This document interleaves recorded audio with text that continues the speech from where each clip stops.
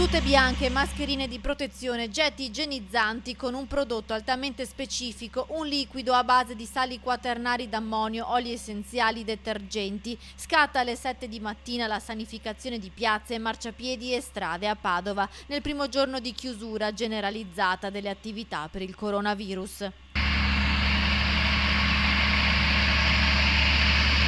In stazione un intervento massiccio con le idropulitrici su marciapiedi, fermate degli autobus e rastrelliere con le bici ferme da qualche giorno. Dalla stazione ai quartieri fino al centro storico deserto, pochissime persone, strade vuote mentre gli operatori di Hera lavorano senza sosta. La pulizia ha toccato luoghi simbolici della città.